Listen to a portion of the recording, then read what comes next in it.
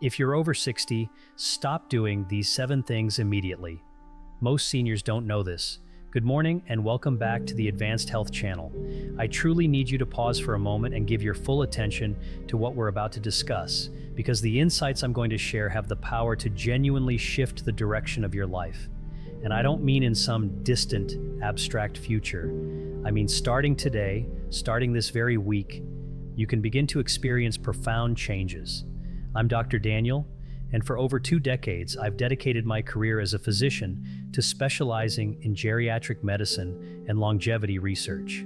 My passion lies in taking the most up-to-date, science-backed findings in senior health and translating them into practical, actionable advice that you can truly use in your everyday life.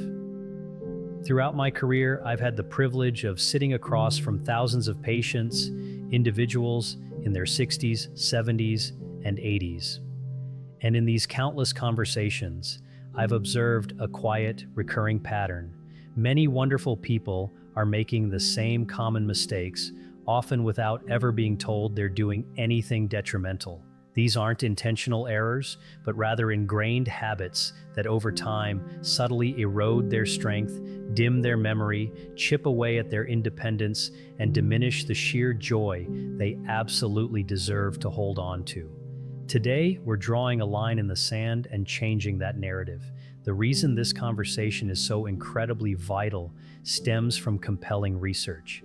A landmark study published by the esteemed National Institute on Aging meticulously followed over 12,000 adults ranging in age from 60 to 85 for a full decade. The findings from this extensive research were, quite frankly, staggering and incredibly hopeful. The participants who made the conscious decision to eliminate just 3 specific daily habits from their routines experienced truly remarkable outcomes. They were 61% less likely to face significant physical decline, which translates to maintaining greater mobility and physical capability. Furthermore, they were 47% less likely to develop cognitive impairment, meaning their minds stayed sharper and clearer. Perhaps most tellingly, these individuals reported quality of life scores that were nearly double those of their peers who continued with the habits. Double. And here's the most powerful, inspiring part of all. A significant number of these individuals made these life-changing adjustments after the age of 70. This unequivocally tells us one crucial thing. It is never, ever too late to make positive changes and reclaim your vitality. Now, I want to speak directly to you for a moment because I know the kind of person who seeks out information on this channel. You are someone who is actively paying attention. Someone who refuses to passively accept the idea that getting older automatically means getting smaller, less mobile, less mentally sharp, or less alive. Perhaps you've noticed that your energy levels aren't quite what they used to be. Maybe your joints send you little signals of aches and stiffness in the morning, or perhaps your memory feels a tiny bit cloudier than it did 5 years ago, and that quiet concern has started to grow. I see you, and I want you to know this. Almost everything I just described, those little shifts and concerns, is not a predetermined destination. It is a direction, and directions, thankfully, can always be changed. Before we dive into our list, I want to share a little preview of something important. The number 1 item on today's list is a habit so deeply ingrained, something almost every senior does every single morning without a second thought.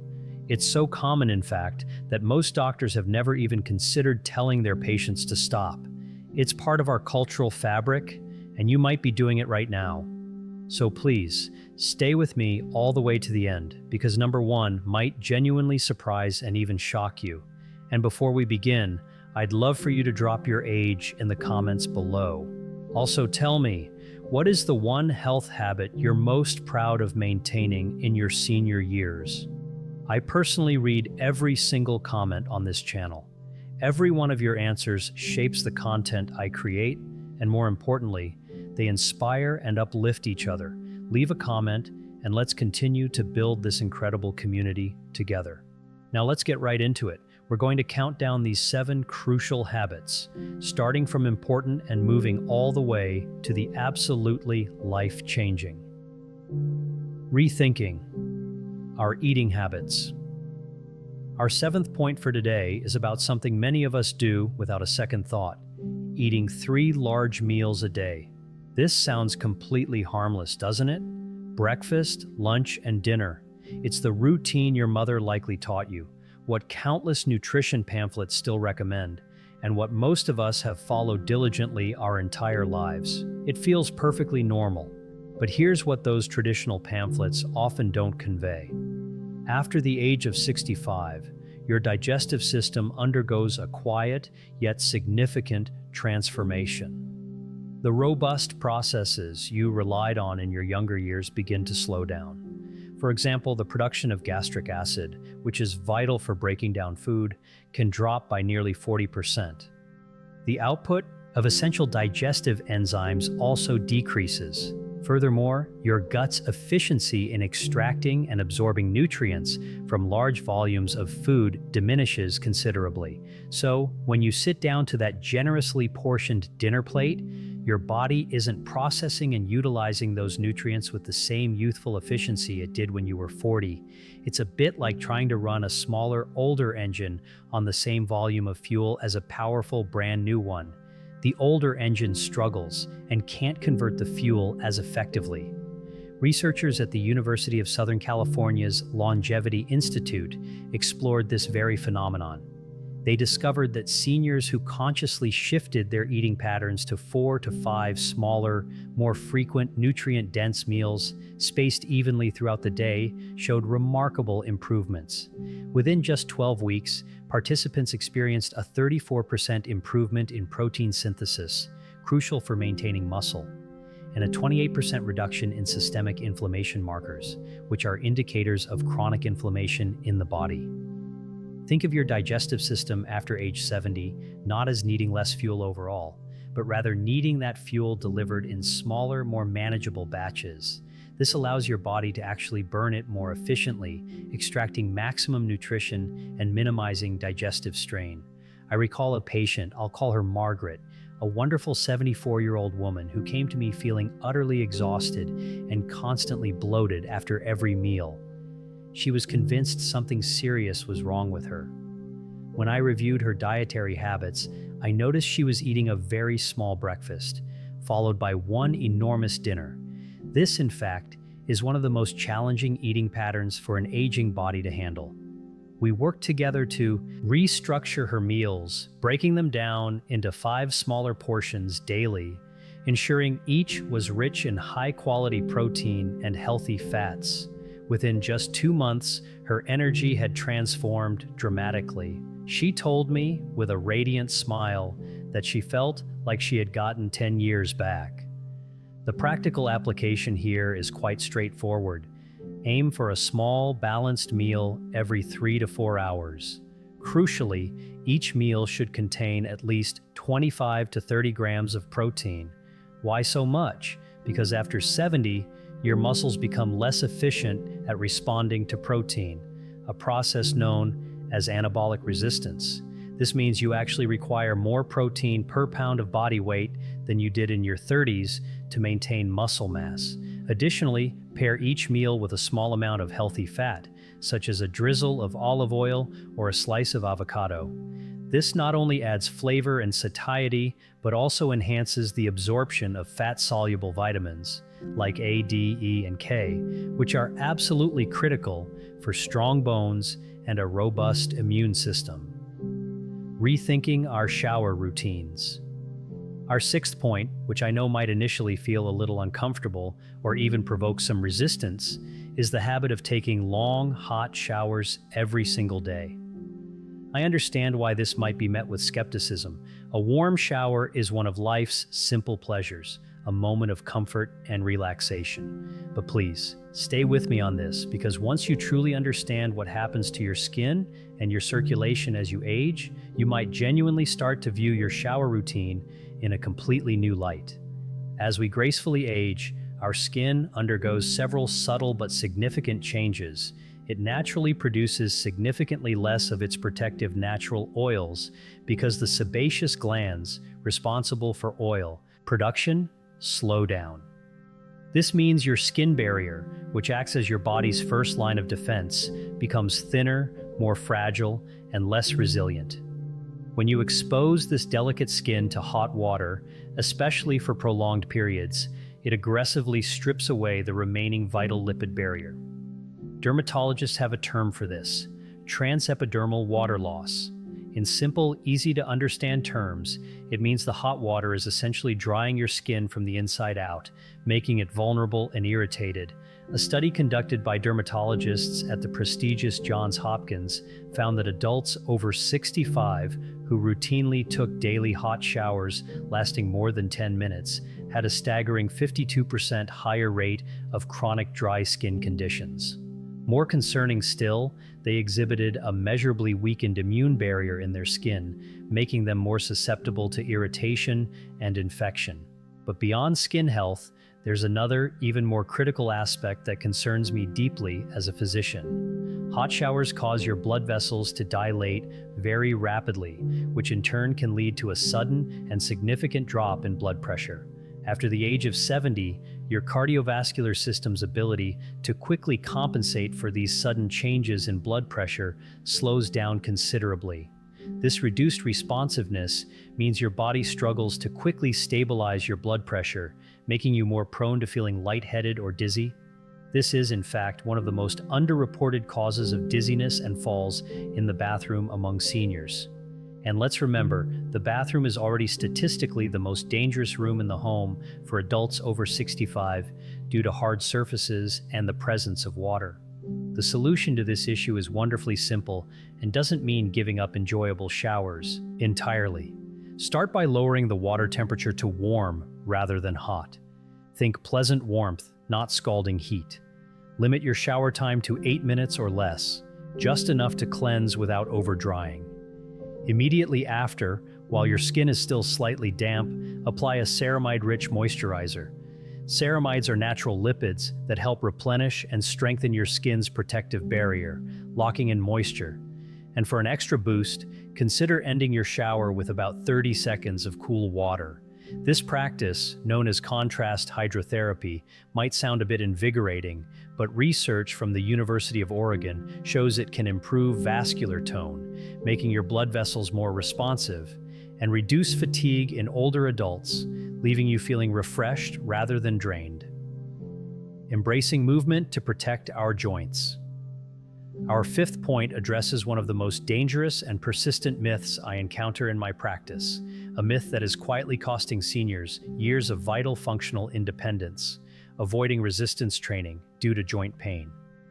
The idea often goes like this: if your knees hurt or your hips ache, the logical thing to do is rest and avoid exercise. This sounds perfectly reasonable on the surface. However, the science tells a completely different and far more empowering story. Your muscles and bones exist in a dynamic, interdependent partnership. When your muscles weaken, they don't reduce the stress on your joints. Quite the opposite, they actually place more stress on them. This is because strong muscles act as natural shock absorbers and stabilizers for your joints. Actively avoiding resistance training after the age of 65 accelerates a process called sarcopenia, which is simply the medical term for the age-related loss of muscle mass. This isn't just about looking less toned, it has profound functional implications. After age 70, without active resistance training, the body can lose up to 3% of its muscle mass per year. By the time many sedentary seniors reach 80, they may have lost a staggering 30 to 40% of the muscle they had at 50. This isn't just a number on a chart. That muscle is literally what keeps you upright, preventing falls, maintaining your metabolism, and keeping your bones dense and strong. Losing it severely impacts your ability to live independently and enjoy life. A groundbreaking study from Tufts University beautifully illustrated this point. Researchers followed adults between the ages of 72 and 98 who engaged in a twice-weekly progressive resistance training program. After just 10 weeks, a surprisingly short period, participants showed an average 113% increase in strength. Beyond that, they experienced improved balance, faster walking speeds, and most importantly, in many cases, reduced joint pain, not increased pain. The researchers drew a powerful conclusion. Frailty, not age itself, was the core problem, and crucially, frailty is reversible. I remember working with a patient, I'll call him Harold, an 81-year-old gentleman who came to me convinced his body was simply falling apart. His knees hurt so badly that he had stopped walking more than a block. We started him on a wonderfully simple, chair-based resistance program, utilizing light resistance bands just twice a week for 20 minutes per session. 4 months later, Harold was not only walking a mile every morning, but was doing so with a spring in his step. He told me he hadn't felt that free and capable in 15 years. The key takeaway here is to start gentle and smart. Begin with seated resistance exercises using light bands or even just your own body weight. Focus on the large muscle groups, your thighs, glutes, and back, as these are critical for mobility and stability. And here's a crucial synergy tip. Consume a protein-rich meal or snack within 30 minutes of completing your resistance session. This post-exercise window is when your muscles are most receptive to amino acids, the building blocks of protein for repair and growth.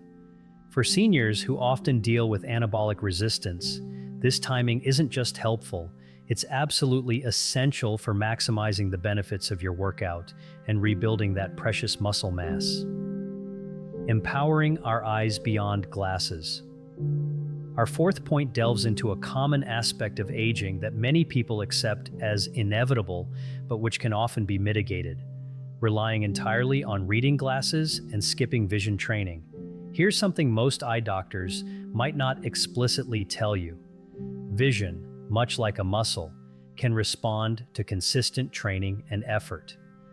As we age, the natural lens of our eye and the tiny ciliary muscles that control its shape gradually weaken. This condition is known as presbyopia, which is simply the medical term for age-related near vision loss, that frustrating need to hold things further away to read them. Most people accept this decline as a natural part of getting older. They simply get progressively stronger reading glasses and assume the worsening vision is an inevitable, unstoppable progression. However, those ciliary muscles are still fundamentally muscles, and muscles can be strengthened and supported. Research published in the esteemed journal Scientific Reports from a team at the University of California, Riverside provided fascinating insights. They found that just 30 minutes of daily near-far focusing exercises combined with adequate dietary intake of powerful eye nutrients like lutein and zeaxanthin resulted in measurable improvements in reading speed and overall visual clarity in adults over 60, all within a matter of weeks. Now, to be clear, this won't completely replace your glasses overnight, but it can significantly slow the progression of presbyopia and reduce your dependency on ever stronger lenses over time. It's about building visual resilience. Beyond the physical lens of the eye, it's important to remember that your brain plays a huge role in seeing. As we age, your brain's visual processing centers also experience a subtle slowdown. After 70, for instance, your contrast sensitivity, which is your crucial ability to distinguish objects from their backgrounds, especially in low-light conditions, can decrease by up to 27%. This seemingly small change has significant real-world implications. It's one of the primary reasons falls often happen in dimly lit environments, where a step or an obstacle might blend into the background. Actively training your eyes daily through simple exercises, ensuring adequate intake of essential nutrients like zinc and vitamin A, which are vital for eye health, and proactively optimizing the lighting in your home are all evidence-based strategies that most seniors are simply never taught or even encouraged to consider. These are practical, impactful steps you can take to preserve and even enhance your vision and safety.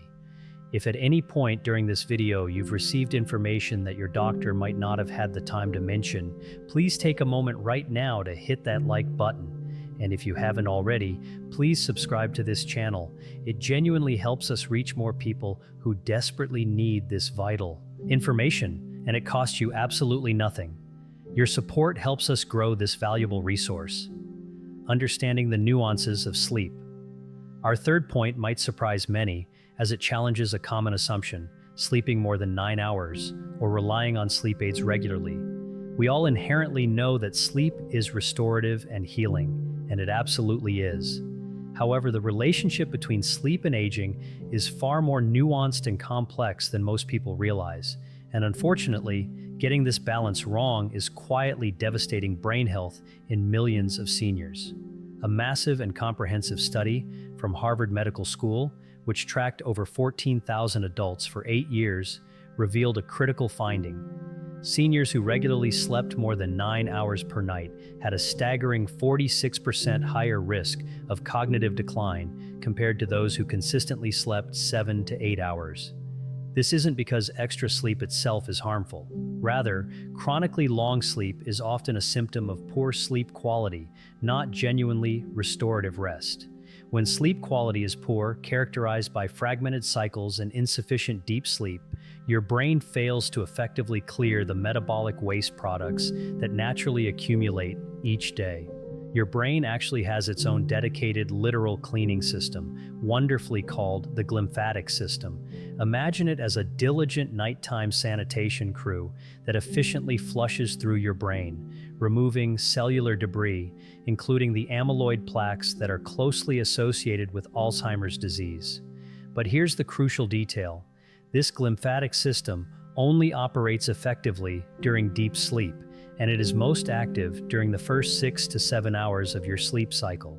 Spending 9 or 10 hours in bed often means you're accumulating hours of fragmented light sleep that simply doesn't activate this critical brain-clearing process. You're in bed longer, but not getting the restorative benefits. As for relying on sleep aids, especially common over-the-counter products containing antihistamines like diphenhydramine, the research is truly alarming. A study published in JAMA Internal Medicine found a significant and concerning correlation between the regular use of these medications and an increased risk of dementia. These substances can cross the delicate blood-brain barrier and actively reduce acetylcholine, which is a key neurotransmitter absolutely vital for memory and learning. With repeated long-term use, these medications can cause lasting undesirable changes in brain chemistry.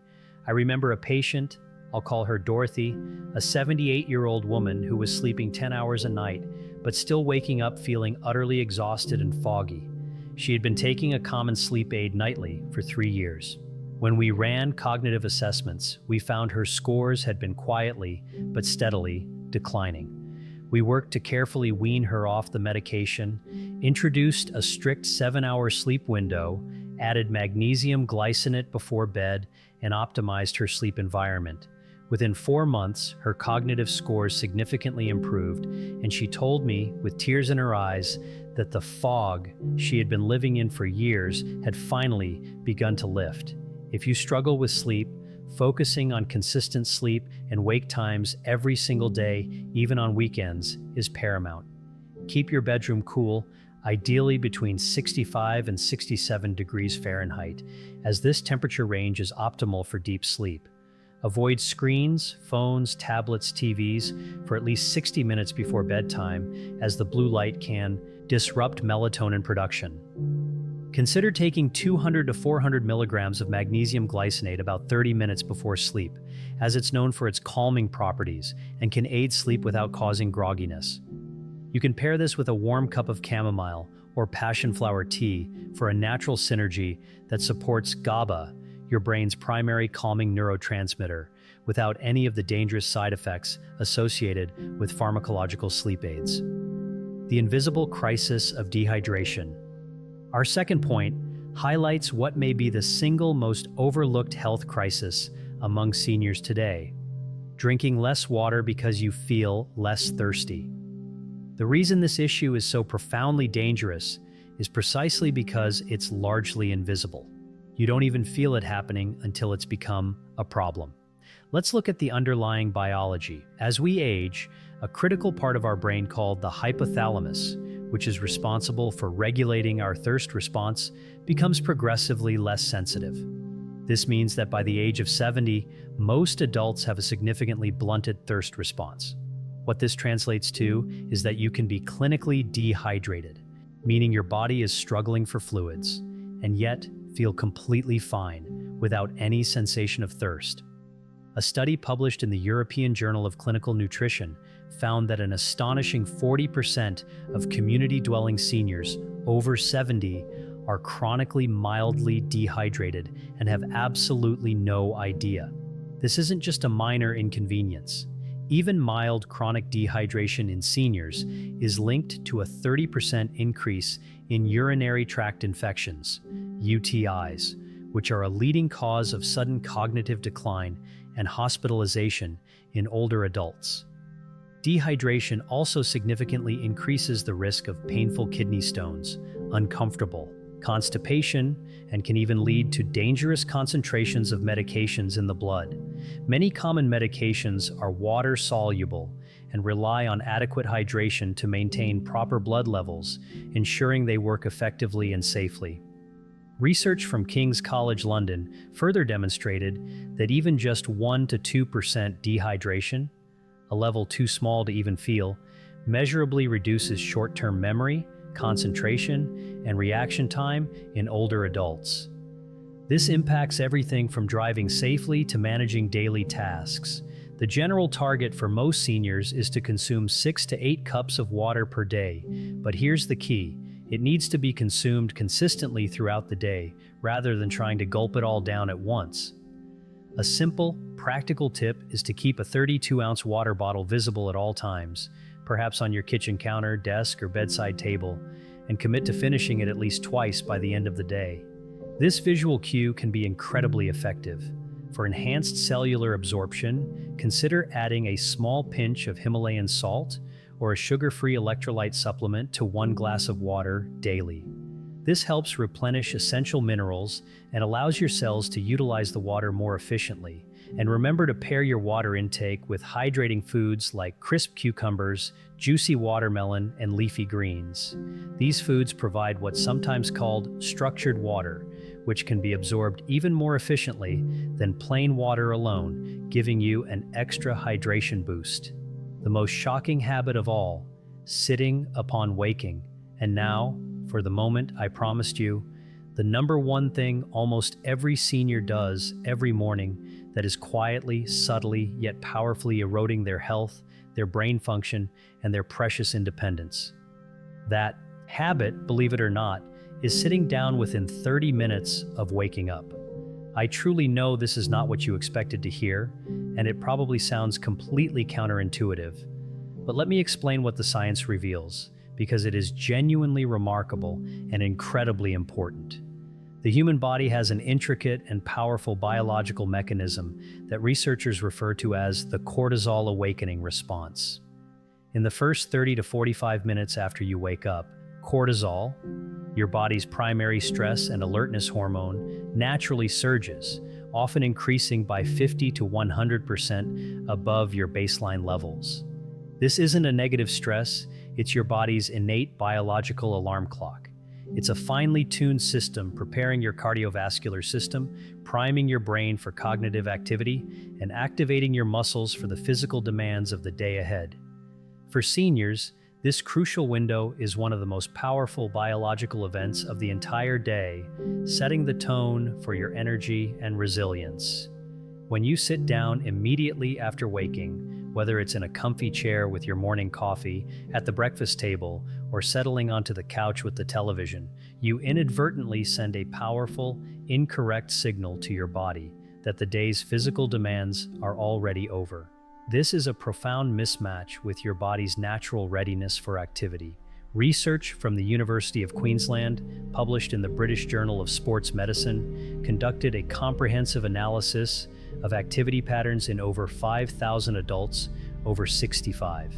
Their findings were striking. Those who were sedentary in the very first hour after waking had significantly higher rates of metabolic syndrome, a cluster of conditions that increase your risk of heart disease, stroke, and type 2 diabetes. They also had more cardiovascular events and experienced greater cognitive decline over a 5-year follow-up period.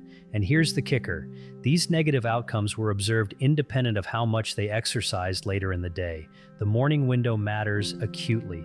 During that natural morning cortisol surge, cortisol acts as a potent anti-inflammatory agent. It actively suppresses joint stiffness, clears residual sleep-related inflammation from your tissues, and crucially, primes your muscles for movement. When you sit still through this vital window, that powerful cortisol circulates without serving its intended purpose. And chronically misused cortisol, when its natural surge isn't met with appropriate activity, is directly linked to an increase in visceral fat, the dangerous fat around your organs, accelerated bone density loss, and impaired immune function. Furthermore, research from Maastricht University has shown that even light physical activity immediately after waking increased muscle protein synthesis rates throughout the entire day in adults over 65. This was true even when the morning movement was gentle and brief. We're not talking about strenuous exercise, we're talking about a 10-minute slow walk, some light stretching, simple standing exercises, or gentle movement that helps wake your body the way it was designed to be woken. I want to share the story of a patient I'll call Robert, a 77-year-old gentleman who had been retired for 12 years. He had settled into a deeply ingrained routine: wake up, pour coffee, sit in his recliner, and watch the morning news for an hour. He often complained to me that he had no energy, his joints ached every morning for the first 2 hours, and he felt mentally foggy until early afternoon. His blood work even showed elevated inflammatory markers, pre-diabetic glucose levels, and lower than ideal testosterone for his age. We made just one change, just one simple adjustment. For 21 days, Robert committed to a 10-minute walk outside within 15 minutes of waking. This was before the coffee, before sitting in his chair, before turning on the television. He would then come back, have breakfast, enjoy his coffee, and do whatever else he wanted. Within 3 short weeks, he called my office, and I will never forget what he said. "Dr. Daniel," he exclaimed, "I feel like someone turned a light back on inside me." His morning joint stiffness had reduced dramatically, his midday energy had vastly improved, and his fasting glucose levels had started to drop. One simple change, 10 minutes for just 21 days, and the impact was profound. The synergy here is further amplified by natural light. The very moment you step outside or even stand at a bright window during that morning movement, you trigger a natural serotonin release, timed perfectly with that cortisol awakening response. This powerful combination does wonders. It effectively sets your internal circadian rhythm for the entire day, which in turn improves your nighttime melatonin production, leading to better quality sleep. It also stabilizes your mood and has been shown in multiple studies to significantly reduce the risk of seasonal depression in older adults. Morning movement combined with morning light is genuinely one of the most powerful, free, and side effect-free interventions available in all of longevity medicine, and yet almost no one is talking about it. All the references for the scientific studies I've mentioned today are meticulously linked in the description below, and I strongly encourage you to explore them further.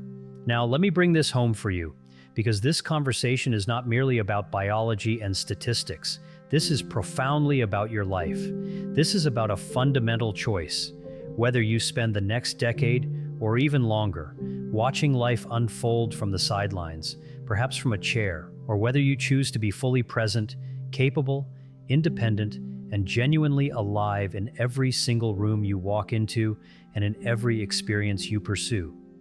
I have personally witnessed patients in their late 80s reverse conditions that their previous doctors had told them were permanent and irreversible. I have watched individuals who could barely walk across a parking lot transform into daily walkers within a few short months. I have seen remarkable cognitive clarity return to people who had begun to feel a quiet fear about their own minds.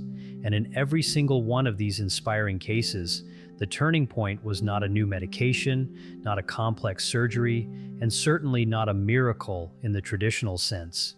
It was information, the right information, consistently applied with intention and commitment. You now possess that information. 7 simple yet profound changes that cost nothing, require no prescription, and can genuinely begin today. Your body is not betraying you.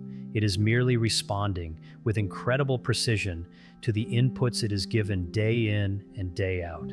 Change those inputs, and you will be absolutely amazed at what this incredible human body of yours still has the capacity to do. If this video resonated with you, if something here truly connected with where you are in your life right now, please do me a favor and share it with someone you love who truly needs to hear this message. And if you're not yet subscribed to this channel, consider this your heartfelt invitation. We publish new research-backed content every single week, specifically designed for adults over 60 who bravely refuse to accept that decline is inevitable, because it isn't. Subscribe, turn on that notification bell, and join a vibrant, growing community of people who are actively choosing to live fully and joyfully at every age. This is Dr. Daniel Brooks, and I'll look forward to seeing you in the next one. Take good care of yourselves.